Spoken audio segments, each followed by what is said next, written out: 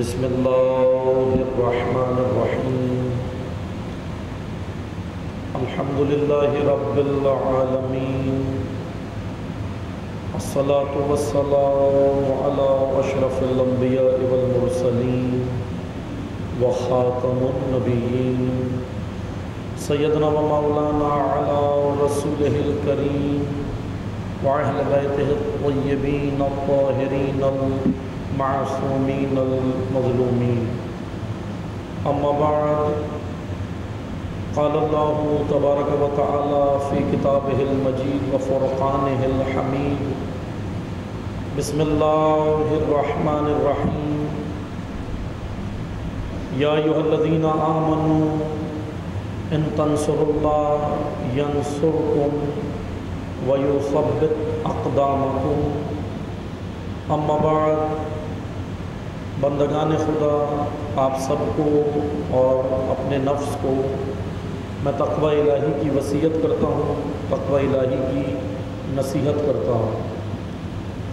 خداوند تبارک و تعالیٰ نے انسان کی، بشر کی نجات کا راستہ تقوی الہی کو مقرر فرمایا ہے، اور تقوی صرف چند عبادات نہیں ہیں، بلکہ تقوی قانون زندگی ہے، وہ آئین، وہ کانسٹیٹیوشن، وہ رولز آف ریگولیشنز جو الہی ہیں، اللہ کی جانب سے نازل ہوئے ہیں، اور ان قوانین کے اندر انسان نے اپنی زندگی بسر کرنی ہے، اس کو تقوی کہا گیا ہے۔ قرآن کریم نے تقوی ایک نظام کے طور پہ متعارف کرایا ہے، سسٹم کے طور پہ متعارف کرایا ہے۔ اپنی زندگی، چاہے انفرادی زندگی ہو یا اجتماعی زندگی ہو، انڈیویجول لائف ہو، آپ گھر کے اندر انفرادی زندگی گزار رہے ہیں، یا بحیثیت قوم، ایز اے نیشن، ملت، اگر آپ سوسائٹی کے اندر ایک اجتماعی زندگی بھی گزار رہے ہیں، تو دونوں کے لیے قرآن کریم نے قوانین فراہم کیے ہیں۔ قرآن و اہل بیت کے قوانین کہ جو ہماری زندگیوں کو تقویت کے زمرے میں لے کر آئیں گے۔ آیہ کریمہ جو میں نے تلاوت کی، میں اس کی مختصر وضاحت کروں گا۔ سورہ مبارکہ محمد صلی اللہ علیہ وآلہ وسلم، محمد صلی اللہ علیہ وسلم، قرآن کریم کا 47 نمبر سورہ ہے، 47۔ سورہ محمد قرآن کریم کا 47 نمبر سورہ ہے، اور آیت نمبر 7 تلاوت فرمائی ابھی ہم نے کہ یا ایھا الذین آمنوا، اے ایمان والو۔ مومنین سے خدا کا خطاب ہے، ایمان رکھنے والوں سے، ایمان لانے والوں سے اللہ کا خطاب ہے کہ اے ایمان والو، ان تنصروا اللہ، اللہ کی مدد کرو، ینصرکم، تاکہ خدا بھی تمہاری مدد کرے۔ اس آیت کو ہمیں سمجھنے کی ضرورت ہے کہ اللہ کی مدد انسان کیسے کر سکتا ہے، لیکن آیہ کریمہ یہ کہہ رہی ہے کہ مومنین سے خطاب ہے، خصوصی طور پہ مومنین سے خطاب ہے کہ اے ایمان والو، اللہ کی مدد کرو، ان تنصروا اللہ ینصرکم، یعنی یہ دو طرفہ معاملہ ہے، ایک طرفہ نہیں ہے۔ آپ اللہ کی مدد کرو، نصرت کرو، نصرت کرو، اللہ تمہاری مدد کرے گا۔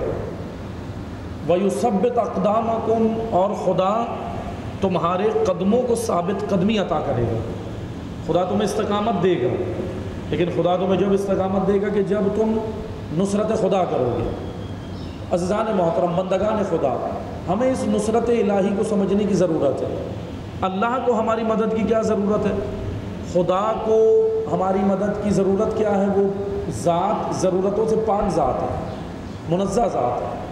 تو اگر اس آیت کو ہم گہرائی کے ساتھ، دقیق و عمیق، اگر اس کے اندر ہم سوچیں، غور و فکر کریں یا دیکھیں، تو یہ جو ان تنصروا اللہ ہے، اللہ کی مدد، یہ دراصل جب ہم گہرائی کے اندر جاتے ہیں تو یہ مدد ہم اپنی ہی کر رہے ہیں، اللہ کی نہیں ہے، اپنی ہی ہے۔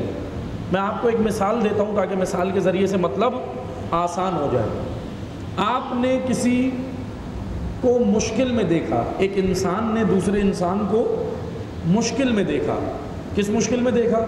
کہ وہ قسمہ پرسی کی زندگی بسر کر رہا، مفلسی کی، ناداری کی، غربت، مالی تنگی ہے، مثلا فرض کریں مالی تنگی ہے اس کو، اور وہ ایسی زندگی بسر کر رہا ہے جس میں اس کو آپ کی مدد کی ضرورت ہے۔ آپ نے اس کو دیکھا، آپ کے دل میں ایک خلش پیدا ہوئی، آپ کے دل میں ایک چبھن پیدا ہوئی۔ وہ چبھن پیدا ہوئی، کس بات کی چبھن ہوئی؟ کہ آپ نے اس کو پریشانی میں دیکھا، کسی دوسرے انسان کو، آپ سے رہا نہیں گیا، آپ کے اندر ایک خلش پیدا ہوئی، چبھن پیدا ہوئی دل کے اندر۔ پھر اس چبھن نے، اس درد نے آپ کے اندر جذبہ ایثار پیدا کیا، جذبہ پیدا کیا کہ اس کی مدد کی جائے، اس کو کچھ دیا جائے، اس کی مشکلات کو حل کیا جائے۔ یہ جذبہ آپ کے اندر پیدا ہوا اس درد کے بعد، اس چبھن کے بعد۔ لیکن پہلے وہ درد کیسے پیدا ہوا؟ اس کی مشکل کو دیکھ کر، سامنے والے کی پریشانی کو دیکھ کر۔ عزیزان محترم، آپ نے اس کی مدد کر دی، مسئلہ حل ہو گیا، اس کی پریشانی دور ہو گئی، لیکن یہ آپ نے اس کی مدد نہیں کی، اپنی ہی کی ہے، اپنی ہی کی ہے۔ وہ کیسے؟ کیونکہ وہ درد آپ کے اندر آپ کو بیٹھنے نہیں دے رہا تھا، وہ احساس، وہ حس آپ کے اندر بیدار تھی، وہ ضمیر آپ کو جھنجھوڑ رہا تھا کہ بھائی آپ نے مدد کرنی ہے۔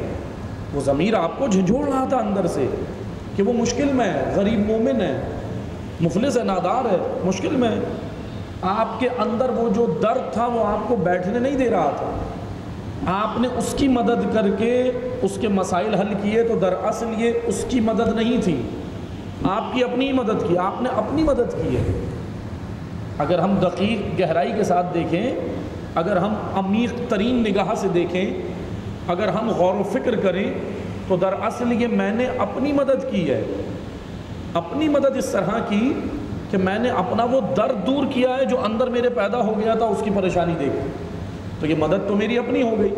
یعنی انسان رحیم ہے، رحم کر رہا ہے، لیکن وہ کیسا رحیم ہے؟ انسان بھی رحیم ہے، خدا بھی رحیم ہے، لیکن فرق کیا ہے؟ انسان کے دل میں چبھن پیدا ہوئی تو اس کے اندر رحم آیا، درد پیدا ہوا پھر رحم آیا، پھر اس نے اس کی مدد کی۔ بس عزیزان محترم، میں اس مثال سے مطلب کی جانب آؤں گا۔ ان تنصر اللہ، ذہن میں یہ آیت ہونی چاہیے۔ خدا کہہ رہا ہے اللہ کی مدد کرو، خدا کو مدد کی ضرورت نہیں ہے ہمارے۔ کس چیز کی مدد کریں؟ کیا مشکل ہے؟ خدا کو کیا پریشانی ہے؟ کیا مشکل ہے؟ ہم خدا کی مدد کیسے کریں؟ تو خدا کی مدد دراصل دین اسلام کی مدد ہے۔ اسلام، اللہ کا آئین، اللہ کا کانسٹیٹیوشن، دین الہی۔ بھائی دین الہی جب خطرے میں ہو، دین الہی پر جب انٹرنل ایکسٹرنل یلغاریں ہوں، بیرونی اندرونی جب دین الہی پر یلغاریں ہوں، مشکلات ہوں، تو پھر اس میں آپ کا فریضہ، ہر ایک انسان کا فریضہ کیا ہے؟ ان تنصر اللہ، اللہ کی مدد کرو۔ خدا کو ہماری مدد یہ چاہیے کہ دین اسلام جب خطرے میں ہے تو مومنین، یا ایھا الذین آمنو، جو مومن ہے، اس آیت میں ایک کنڈیشن بھی لگا دی، خدا کا خطاب مومنوں سے، اگر تم مومن ہو تو اسلام تمہاری آنکھوں کے سامنے پائمال نہیں ہونا چاہیے، اسلامی اقدار، اسلامی ویلیوز تمہاری آنکھوں کے سامنے پائمال نہیں ہونی چاہیے۔ اگر تم مومن ہو، اگر واقعاً مومن ہو، تو تمہارے سامنے حلال محمد حرام نہیں ہونا چاہیے، تمہارے سامنے حرام محمد حلال نہیں ہونا چاہیے، تمہارے سامنے معاشرے کے اندر بے راہ روی، کرپشن، عریانیت عروج پر ہے، اور آپ کے میرے اندر کوئی خلش پیدا نہیں ہو رہی، میرے اندر کوئی درد پیدا نہیں ہو رہا، تو اس کا مطلب میں چیک کر رہا ہوں کہ میں مومن ہوں یا نہیں۔ کیونکہ قرآن کہہ رہا ہے مومن کے اندر درد ہوگا کہ معاشرہ کیوں بگڑ رہا ہے۔ مومن کے اندر امر بالمعروف و نہی عن المنکر کا جذبہ ہمیشہ زندہ رہتا ہے۔ ان تنصر اللہ، جب بدعتیں زندہ ہو رہی ہوں اور سنتیں مر رہی ہوں، تو سنتوں کے احیاء کے لیے، پیغمبر اکرم کی سنتوں کے احیاء کے لیے، ان سنتوں کو زندہ کرنا، بدعتوں کا قلع کما کرنا اللہ کی مدد ہے۔ یہ ان تنصر اللہ ہے۔ ان تنصر اللہ 60 ہجری 28 رجب، یہ نہیں ہو رہا تھا معاشرے میں، ہو رہا تھا پائمال ہو رہا تھا اللہ کا دین، حلال محمد حرام، حرام محمد حرام حلال قرار دی جا رہی تھی، بدعتیں داخل اسلام ہو چکی تھی، سنتیں مر رہی تھی۔ سید الشہداء کا جملہ میں آپ کی خدمت میں عرض کرتا ہوں، وَلَمْ يَبْقِ مِنْهَا إِلَّا صُبَابَةٌ كَصُبَابَةِ لِنَا، دین کا برتن تم نے الٹ دیا۔ امام حسین معاشرے کو خطاب کر رہے ہیں اپنے، اور اپنے نہیں ہمیں بھی کر رہے ہیں۔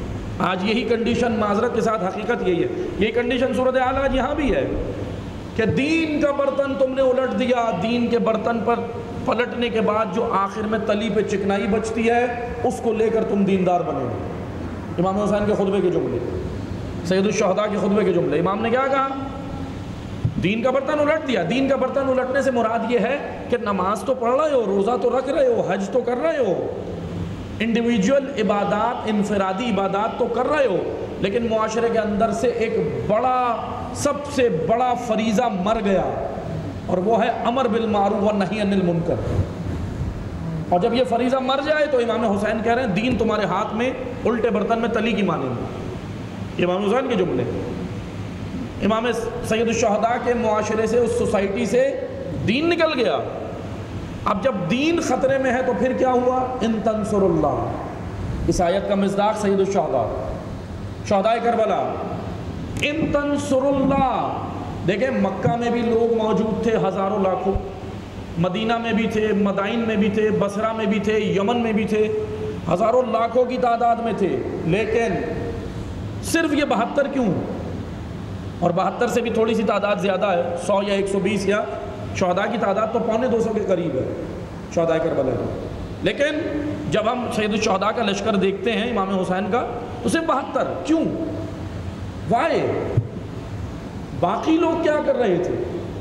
عزیزان محترم، باقی لوگ سب لوگ کرپٹ نہیں ہو گئے تھے، نیک تھے، دیندار تھے، نماز وقت پہ ادا کر رہے تھے، تہجد گزار تھے، تہجد بھی نہیں چھوڑتے تھے، لیکن ایک فریضہ بھول گئے تھے، امر بالمعروف و نہی عن المنکر۔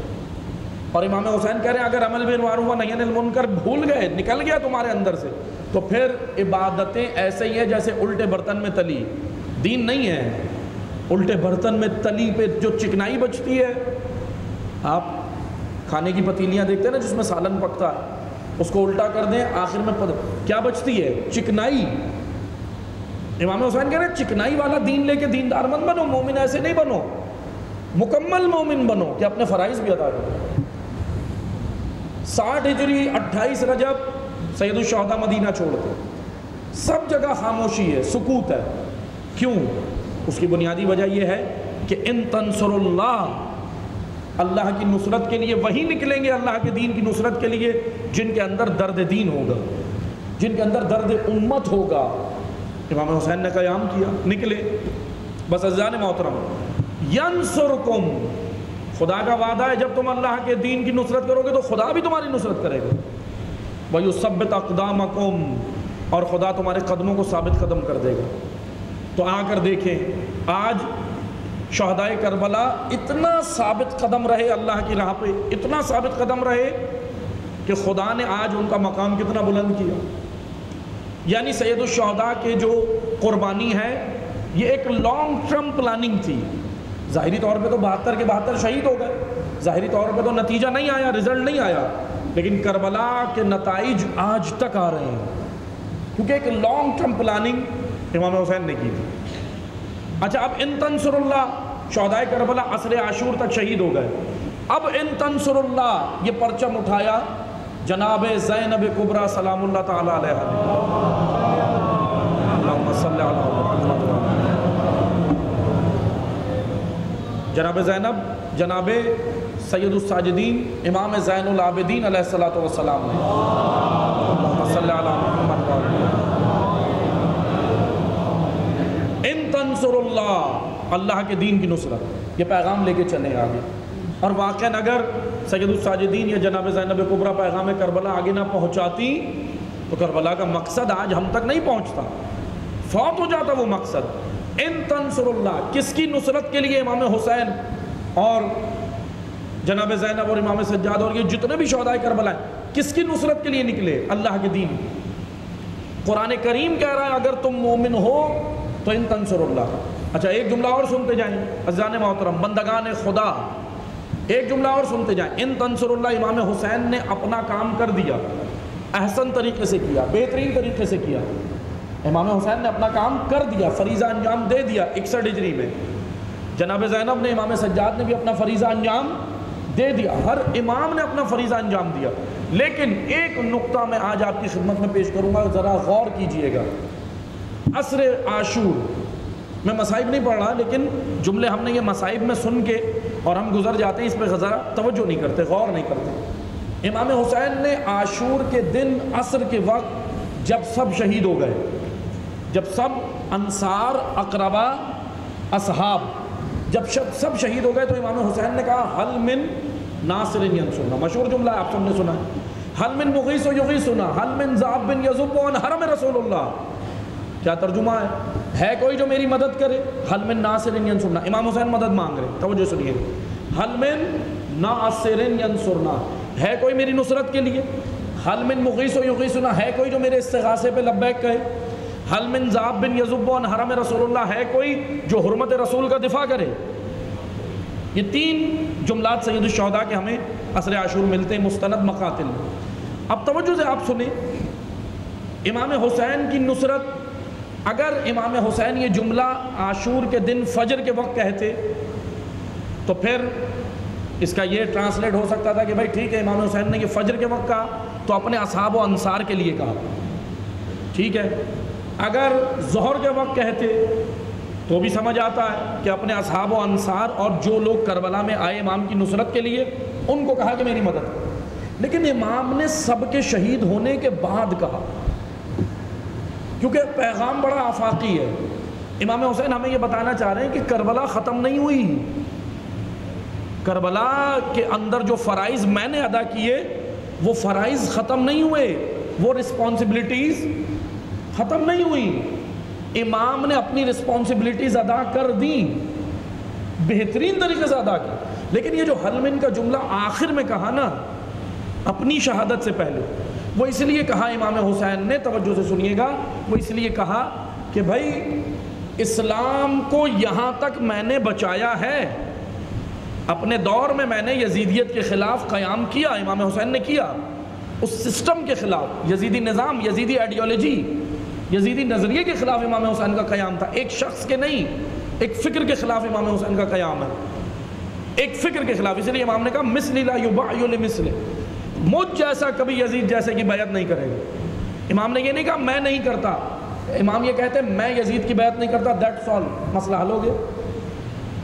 ایک شخص نہیں، امام نے کہا مجھ جیسا حسینی، میری راہ پہ چلنے والا، مجھ سے محبت کرنے والا، میری بات کو سننے والا، درک کرنے والا، کبھی بھی یزیدیت کے سامنے نہیں جھکے گا، قبول نہیں کرے گا، ایکسیپٹ نہیں کرے گا۔ تو اس کا مطلب یہ ہوا، یہ جو حل من ناصرن کا جملہ ہے، یہ جو عصر عاشور امام نے کہا، اس کی عزیزان محترم وجہ یہ ہے کہ امام نے اپنا فریضہ ادا کر دیا۔ اب امام کہہ رہے ہیں دین پر یلغار پھر بھی ہوگی، بعد کربلا بھی اسلام پر یلغار پھر بھی ہوگی۔ آج آپ مجھے بتائیں، آج ملحدین کی یلغار اسلام پر ہے یا نہیں ہے؟ کمیونسٹ کی یلغار اسلامی عقائد پر ہے یا نہیں ہے؟ باہر سے یہود و نصارہ کی یلغاریں ہیں اسلام پر، اندر سے منافقین کی ہیں، کبھی مسئلہ ولایت پہ کرتے ہیں، کبھی مسئلہ امامت پہ کرتے ہیں، اندر سے بھی یلغار ہے اور باہر سے بھی یلغار ہے۔ تو کون ہے جو حل من کی صدا پہ لبیک کہے گا؟ کیونکہ دین پہ یلغار تو آج بھی ہے۔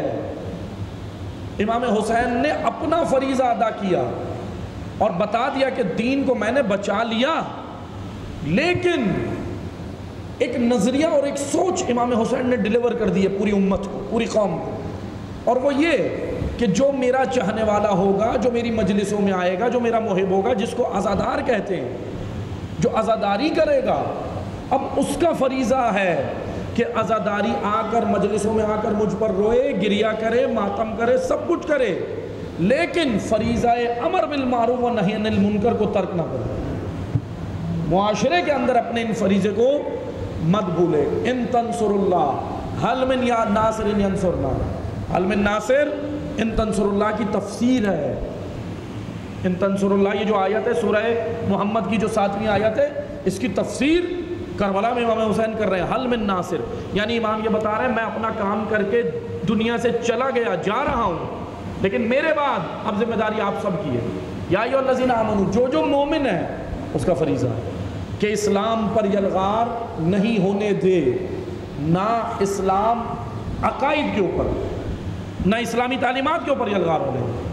اسی لیے بس عزیزان محترم، تقوی الہی سب سے بڑا تقوی یہ ہے، تقوی الہی کے اندر سب سے بڑا فریضہ یہ ہے کہ ایک تو اپنے آپ کو بھی ہم نے ذمہ دار بنانا، یعنی اپنی تربیت، با تقوی انسان بننا ہے، اپنے وجود کی تربیت کرنی ہے، اپنے نفس کی تربیت کرنی ہے۔ دوسرا، 2 ذمہ داریاں خدا نے ہر انسان کے کاندھے پہ دی ہیں، رسپانسبل خدا نے انسان کو پیدا کیا ہے۔ قرآن کہہ رہا ہے کہ ہم نے تمہیں مسئول پیدا کیا ہے، انسانوں کو مسئول، جس سے سوال ہوگا، اور سوال اسی سے ہوگا جس کے اوپر ذمہ داری ہوگی۔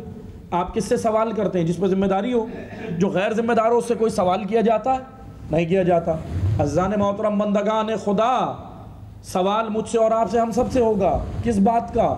کہ آپ نے اپنے آپ کو تو ٹھیک ہے با تقوی بنایا، اچھی عبادتیں کی، انڈیویجول طور پہ آپ بہترین بنے، اپنا گھر بھی بہترین بنایا، لیکن کیا آپ کی سوسائٹی میں کوئی ذمہ داری نہیں تھی؟ امر و نہی کیا صرف ائمہ کا فریضہ تھا، مومنین کا فریضہ نہیں تھا، عزاداروں کا فریضہ نہیں تھا؟ تو یہ فریضہ ہر ایک کا فریضہ ہے۔ دعا کرتے ہیں خداوند تبارک و تعالی ہمیں اس فریضے کو انجام دینے کی توفیق عطا فرمائے۔ بسم اللہ الرحمن الرحیم، والعصر ان الانسان لفی خسر الا الذین آمنوا وعملوا الصالحات وتواصوا بالحق وتواصوا بالصبر۔